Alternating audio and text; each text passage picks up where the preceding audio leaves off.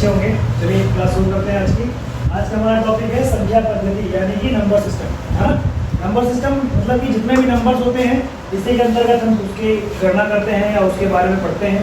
कौन से नंबर कैसे होते हैं, उनको क्या पढ़ते हैं, कैसे होते हैं, चलिए आगे जानते हैं। इसमें हमारा जो पहला होता है वह होता है प्राकृतिक संख्या यानी नेचुरल नंबर। पहला हमारा जो है वो क्या है,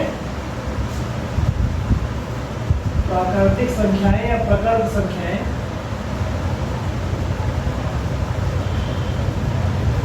यानी कि इसको इंग्लिश में बोलते हैं natural number, natural numbers.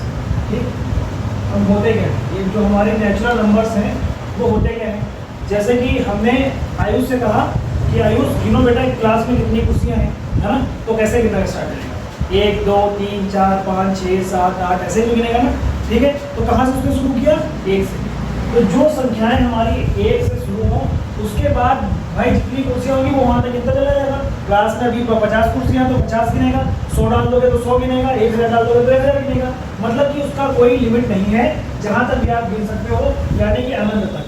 1 2 3 4 5 and so on. आप गिनते चले जाओ, वो गिनतियाँ कभी खत्म नहीं होगी। उसको हम क्या कहते हैं, प्राकृतिक संख्या। ठीक है, समझ में आ गया। अब उसके बाद बात करते हैं कि अगर यहाँ जैसे हम देख रहे हैं कि 5 के पहले क्या आया है, 4 आया है, 4 के पहले क्या आया है, 3 आया है, 3 के पहले क्या आया है, 2 आया है, 2 के पहले क्या आया है, 1 आया है। लेकिन अगर हम आपसे पूछें कि 1 से पहले क्या आएगा, है ना, तो पहले तो किसी को पता नहीं था, तो हम क्या नंबर्स केवल गिनते थे। फिर आर्यभट्ट जी ने किसकी खोज की, शून्य की खोज की, यानी कि 0 की खोज की। उन्होंने बताया कि शून्य क्या होता है ना। जब शून्य हमें पता चल गया तो हमें ये तो रखना था ना कि शून्य को रखेंगे कहाँ। तो शून्य को हमने कहाँ रखा, शून्य को रखा हमने 1 से आगे। उसका मतलब क्या होता है, कुछ नहीं। अगर हम कहें कि इस क्लास में सारी कुर्सियाँ हटा दो और फिर अगर आपसे आयुष से पूछेंगे कि यहाँ पे कितनी कुर्सियाँ, तो वो क्या कहेगा, एक भी कुर्सियाँ नहीं है। तो एक भी का मतलब क्या होगा कि वहाँ पर 0 कुर्सियाँ। तो उस शून्य को कैसे दिखाते हैं, शून्य को ऐसे लिखते हैं, लेकिन उसको लिखेंगे कहाँ, 1 से पहले। तो अब इसमें तो लिख नहीं सकते क्योंकि हमारी सारी प्राकृतिक संख्याएं हैं। तो उन्होंने इसमें एक और सेगमेंट जोड़ दिया, उसको बोलते हैं पूर्ण संख्याएं। क्या बोलते हैं उसको, पूर्ण संख्याएं। और इसको पूर्ण संख्याओं को इंग्लिश में बोलते हैं होल नंबर या होल नंबर्स। तो उसमें उन्होंने क्या ऐड किया, 1 के आगे 0 लगा दिया। मतलब कि अब हम गिनती 0 शुरू करेंगे, 0 1 2 3, आप गिनते चले जाओ एंड सो ऑन। जहां तक भी आप गिन सकते हो वहां तक सारी गिनती आपकी क्या कहलाएंगी, पूर्ण संख्या यानी कि होल नंबर। समझ आ गया इतना। अब आगे बढ़ते हैं। इसके बाद क्या आता है, इसके बाद आपका आता है पूर्णांक। तीसरे नंबर पे आता है पूर्णांक। पूर्णांक यानी कि इंग्लिश में उसको बोलते हैं इंटीजर्स। पूर्णांक होता है। अब पूर्णांक क्या होते हैं, पूर्णांक अभी हम ये इसमें कॉमन क्या देख रहे हैं। अगर कक्षा 10 में आप में जो एमसीक्यू क्वेश्चंस आते हैं उसमें वो आपसे क्या पूछता है, एक ही नंबर का सवाल पूछता है कि सबसे छोटी प्राकृतिक संख्या कौन सी होगी। तो सबसे छोटी प्राकृतिक संख्या कौन सी है, 1 होगी हमारी। उसके बाद अगर आपसे पूछेगा सबसे छोटी पूर्ण संख्या कौन सी है, तो 0 हमारी सबसे छोटी पूर्ण संख्या होगी। फिर हम क्या, अगर आपसे पूछे कि क्या सभी प्राकृतिक संख्याएं पूर्ण संख्याएं हैं, तो उसका आंसर क्या होगा, हाँ बिल्कुल है। क्योंकि देखो 1 के बाद की जितनी भी संख्याएं वो सारी पूर्ण संख्याएं आती हैं, बिल्कुल आती हैं। इसलिए हमारी सभी प्राकृतिक संख्याएं पूर्ण संख्याएं होती हैं। अगर अब आपसे बात करें कि पूर्णांक क्या है, तो सभी पूर्ण संख्या जो है वो पूर्णांक होती है। यानी कि 0 के बाद जो आएगा 0 1 2 3 4 5, या आप जितनी भी गिनतियाँ गिनोगे एंड सो ऑन, वो सब क्या होंगी, पूर्णांक होंगे। लेकिन ये क्या है, ये तो हमारे हैं सब प्लस वाले, यानी कि धनात्मक पूर्णांक, है ना। जिसके आगे हमारा प्लस का निशान होता है या फिर कोई भी निशान, कोई भी चिन्ह नहीं होता, उसको हम क्या कहते हैं, धनात्मक पूर्णांक कहते हैं। लेकिन अगर इसी के सामने फिर हमने पूछा गया, फिर अगर हमारा -1 हो गया, -2 हो गया, तो वो कहाँ रखेंगे, तो वो भी आपके पूर्णांक के अंतर्गत आता है। अगर हम शून्य के दाहिनी ओर जो लिखते हैं, यानी कि राइट हैंड साइड पे जो सीधे हाथ पे जो लिखते हैं, उसको हम क्या कहते हैं, उसको बोलते हैं धन पूर्णांक। और जो बाई साइड लिखते हैं, यानी कि अब अगर इस तरफ जाएंगे 0 के, तो हमारा हो जाएगा -1, -2, -3 और जितना भी इधर बढ़ते जाएंगे वो हमारी संख्या बढ़ती चली जाएगी। ये भी क्या हो जाएगा आपका अनंत तक, यानी कि अंत तक आप जितना भी गिनतियां जोड़ते चले जाओगे वो सब क्या हो जाएंगी। तो इससे आपको क्या पता चला, जीरो सहित आपकी सभी धनात्मक पूर्णांक और सभी ऋणात्मक पूर्णांक आपके क्या है, ये पूर्णांक के अंदर आते हैं। सभी धनात्मक नंबर्स और आपके ऋणात्मक नंबर्स जो भी हैं वो सब क्या है, पूर्णांक कहलाते हैं, यानी कि इंटीजर्स कहलाते हैं। समझ में आ गया? अब इसको रफ करते हैं।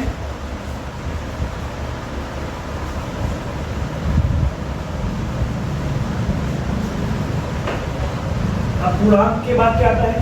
पूर्णांक के बाद आपका आता है परिमेय संख्या, है ना। चौथे नंबर पे क्या आता है? परिमेय संख्या। परिमेय संख्याएं यानी कि रेशनल नंबर्स। परिमेय संख्याएं यानी कि रेशनल नंबर्स। अब रेशनल नंबर्स क्या होते हैं, परिमेय संख्याएं क्या होती हैं? आपने भिन्न पढ़ा है ना, भिन्न जिसमें एक अंश होता है, एक हर होता है ना। तो वे संख्याएं जिन्हें हम p/q के रूप में ले सकते हैं, वे संख्याएं जिन्हें हम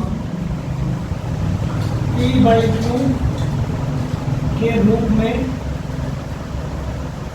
लिख सकते हैं,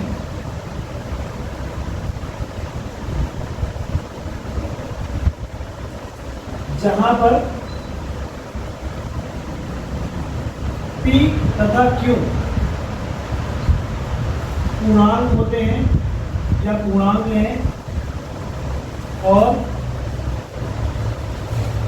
Q कभी भी आपका जीरो नहीं होगा। Q आपका कभी भी जीरो नहीं होगा। इससे क्या समझना है आपको कि जो आपका अंश है और ये हर है, अगर किसी भी संख्या को हमने अंश और हर के रूप में लिख दिया है, अंश बटे हर लिख दिया है, तो आपका जो P और Q है वो क्या होगा, पूर्णांक। अब वो धन पूर्णांक भी हो सकता है, ऋण पूर्णांक भी हो सकता है, जीरो भी हो सकता है। P तो आपका जीरो हो सकता है, पर Q किसी भी कंडीशन में जीरो नहीं होगा। तो हम इसका एग्जांपल देखेंगे, जैसे कि कौन कौन सी संख्या आएगी। धन पूर्णांक यानी कि अगर मान लो हम यहाँ पर ले लें 1/3, तो इसमें हमारा अंश भी है, हर भी है, मतलब इसको p/q के रूप में ले सकते हैं। अब अगला देखो यहाँ पर -3/2, ये भी हमारा क्या है, ये भी हमारा अंश और हर के रूप में है। ठीक है, अगर हम यहाँ जीरो ले लें तो हमारा जीरो ऊपर तो हो सकता है, क्या हो जाएगा हमारा यहाँ पर 0/3।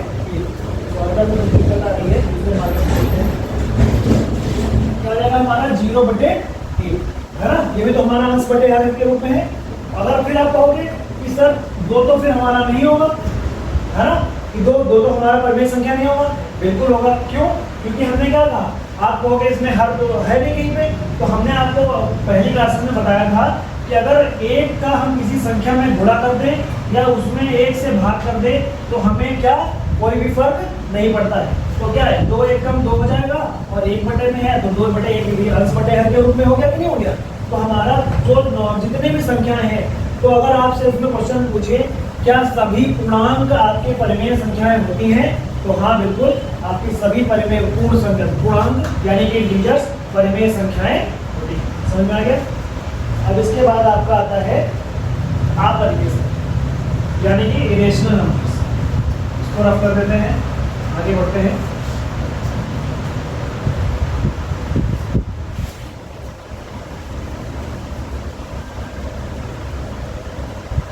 अपरिमेय संख्याएं यानी कि इरेशनल नंबर्स। भाई सारे नंबर्स तो हमने गिन लिए, जो प्लस वाले हैं, जो माइनस वाले हैं, जो जीरो वाले हैं, जो भिन्न वाले हैं, वो सभी संख्याएं तो हमने ऐड कर ली।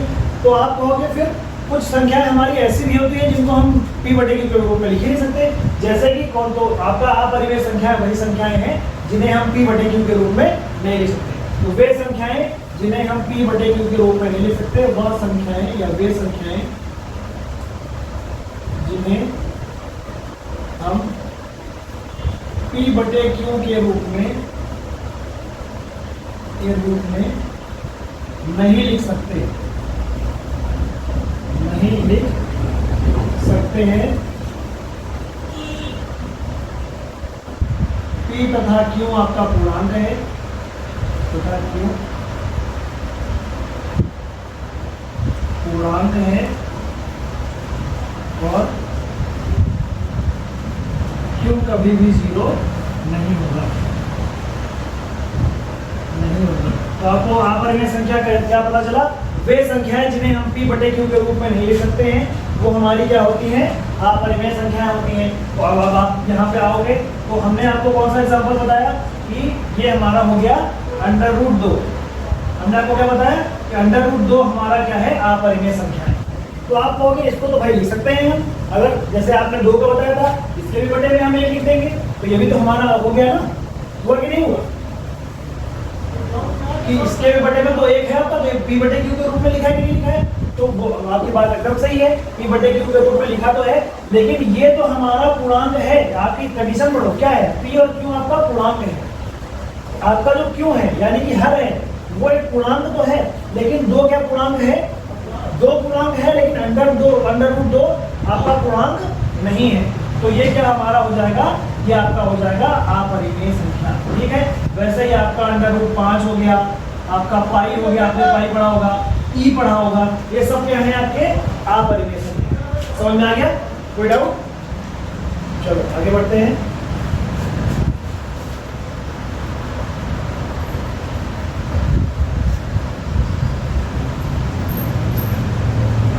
इसके बाद आपका आता है 6ठे नंबर पे वास्तविक संख्या।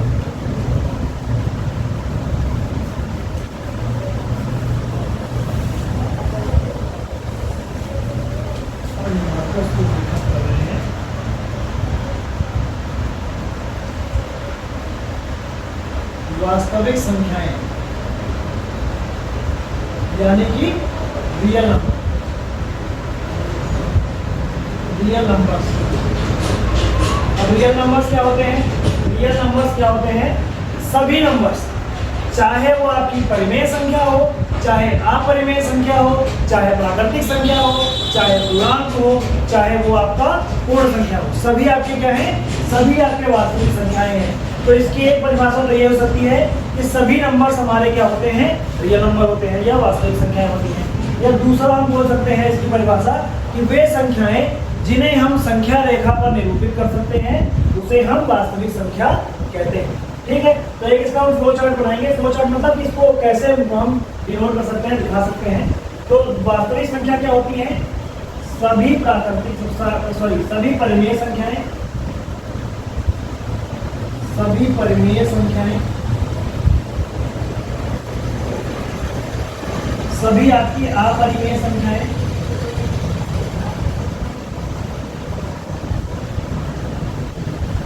ठीक है। अब परिमेय संख्याओं में हमने आपको क्या बताया था? इस परिमेय संख्याओं में आपकी प्राकृतिक संख्याएं भी आती हैं। दिख रहा है या नहीं दिख रहा है? और दिक्कत आ रही है ना? आज मार्का में कुछ दिक्कत आ रही है।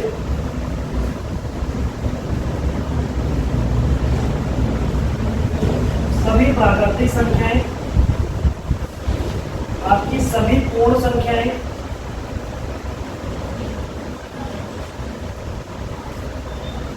और आपकी सभी पूर्णांक क्या है? आपके परिमेय संख्या में आते हैं। और पूर्णांक में हमने आपको क्या बताया था? ये भी आपका 2 तरीके का होता है। एक आपका होता है ऋण पूर्णांक यानी कि माइनस वाला,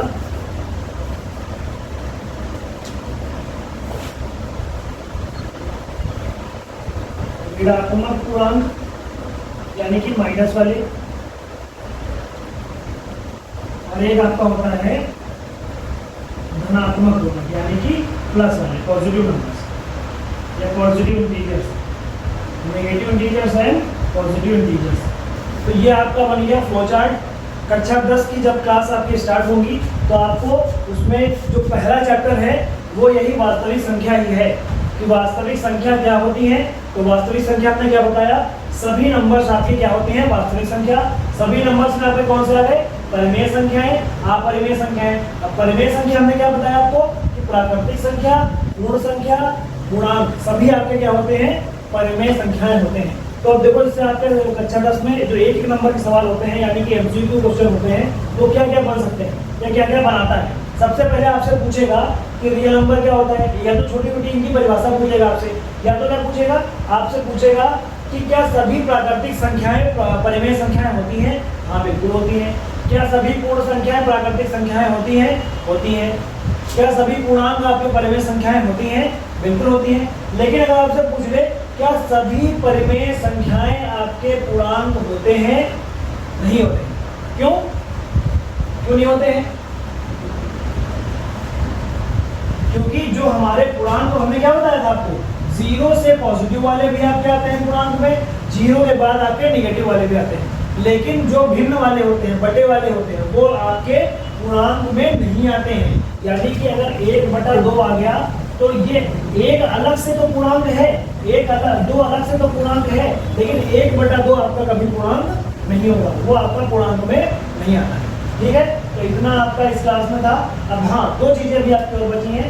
एक है आपका सम संख्या और एक होता है विषम संख्या। अब सम संख्या क्या होता है? वे संख्याएं, सम संख्या क्या होता है? जो 2 से कट जाए। सम संख्या, सम संख्याएं यानी कि इंग्लिश में इसको बोलते हैं even number. Even numbers, even number क्या होता है? वे संख्याएं जो 2 से कट जाए, डिविजिबल बाई 2, है ना। जितने भी हमारे नंबर्स हैं 0 1 2 3 4 5 6 7 8 9 10, आप जितना भी गिनते चले जाओ, उसमें जितने भी नंबर्स आते हैं, जो संख्या हमारी 2 से कट जाएगी उसे हम कहते हैं सम संख्या यानी कि इवन नंबर, है ना। यहाँ पर लिख लो जो 2 से कट जाए, जो संख्याएं 2 से विभाजित हो जाए,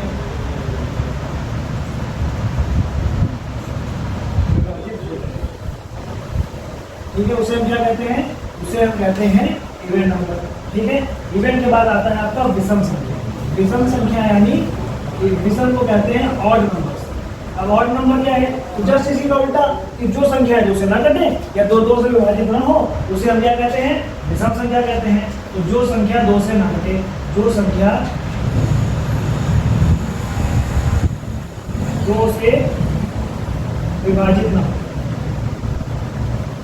विभाजित ना, कौन कौन सी हो गई? एग्जाम्पल में आप इसमें क्या ले लोगे? 1 हो गया, 3 हो गया, 5 हो गया, 7 हो गया, 9 हो गया, है ना। इससे कितने? 11 हो गया, 9 के बाद 11 आएगा, 11 के बाद 13 आएगा, 13 के बाद 15 आएगा, क्या 15 भी आएगा, है ना। ये सभी आपके क्या है? ये सभी आपके विषम संख्या यानी कि ऑड नंबर है। थोड़ा इसको रफ कर दे। 1-2 चीजें और हैं वो मैं सोच रहा हूँ आपको बता दूँ। ठीक है, इसको मिटा देते हैं। सम हो गया, विषम हो गया। एक संख्या आपने पढ़ी होगी अगर पहले की क्लासों में, 9th में, अगर नहीं पढ़ी है तो फिर से आपको रिवाइज करवा दे रहे हैं। एक आपने पढ़ा होगा अभाज्य संख्या, है ना। अभाज्य संख्या, अभाज्य यानी कि प्राइम नंबर। ठीक है, प्राइम नंबर क्या होता है? वे संख्याएं जो या तो खुद से कटे और या तो 1 से कटे, है ना। वे संख्याएं जो या तो खुद से विभाजित हों, खुद से विभाजित हो या 1 से। और इसका दूसरी परिभाषा हम ये बोल सकते हैं कि ऐसा नंबर जिसके अधिकतम 2 गुणनखंड हो, उससे ज्यादा ना हो, है ना। जिसके अधिकतम कितने गुणनखंड हो? 2 हो, उससे ज्यादा ना हो, उसे हम क्या कहते हैं? अभाज्य संख्या। अब इसका एग्जांपल क्या होगा? एग्जांपल हो जाएगा आपका 1 हो गया, है ना। 1 हो गया, 2 हो गया, 3 हो गया, 3 के बाद क्या आएगा? 5 आएगा, 5 के बाद 7 आएगा, 9 आएगा, क्या 9 नहीं आएगा, क्योंकि इन सब में आप देखोगे या तो ये खुद से कटेंगे, जैसे कि 1 खुद से कटेगा, बाकी किसी संख्या से कटेगा ही नहीं। 2 किससे कटेगा? 2 खुद से भी कटेगा और 1 से भी कटेगा। 3 किससे कटेगा? 3 खुद से भी कटेगा, 1 से भी कटेगा। 5 खुद से भी कटेगा, 1 से भी कटेगा। 7 खुद से भी कटेगा, 1 से भी कटेगा। लेकिन अगर आप 9 ले लोगे इसमें तो 9 नहीं आएगा। क्यों?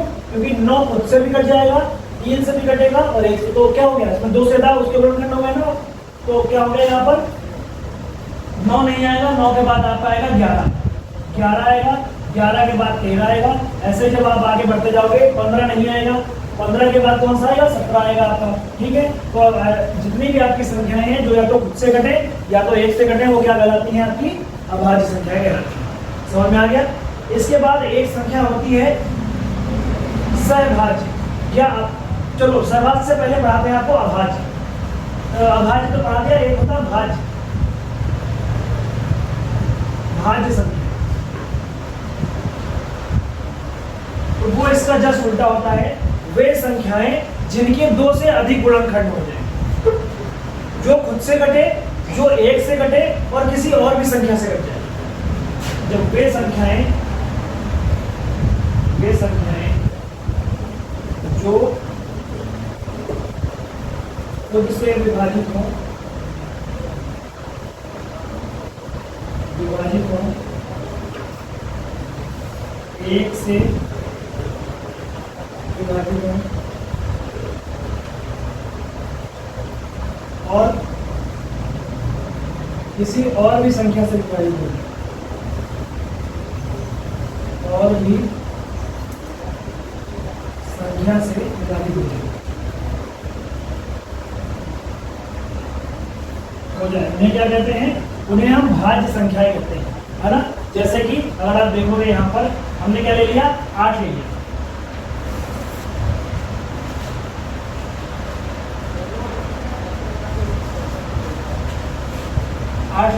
अब 8 का देखो क्या होगा? 8 का 1 से भी घटेगा, 2 से भी घटेगा, 4 से भी घटेगा और 8 खुद से भी घटेगा। नहीं दिख रहा है? हमारा कुछ ज़्यादा डिफरेंट कर रहा है।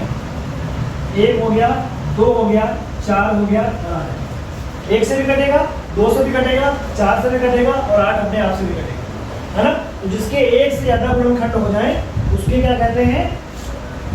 उसको कहते हैं भाज्य संख्या। तो आज की क्लास में बस इतना ही। आप लोगों को तो मैंने कहा था कि अगर कोई भी दिक्कत आ रही हो, जैसे कि आप मुझसे डायरेक्ट आके पूछते हो ना, तो अगर आप वीडियो भी देख रहे हो और वहाँ पे कहीं भी कोई ऐसा टॉपिक मिल रहा है जिसमें आपको लग रहा है कि डाउट आ रहा है या फिर कोई क्वेश्चन बन रहा है या क्वेश्चन सॉल्व नहीं हो रहा है, तो कमेंट जरूर किया करिए, जिससे कि हमको पता चले कि क्या चीज़ें हम सही बता रहे हैं, क्या आपको नहीं समझ में आ रही है, आपको क्या फिर से बतानी है, कौन सी चीज़ स्लो पढ़ानी है, कौन सी चीज़ अच्छी से पढ़ानी है। ठीक है, तो आप कमेंट जरूर करिएगा, अपने दोस्तों को भी दीजिए जिससे उनका भी थोड़ा फायदा हो जाए। Thank you. जय श्री राम।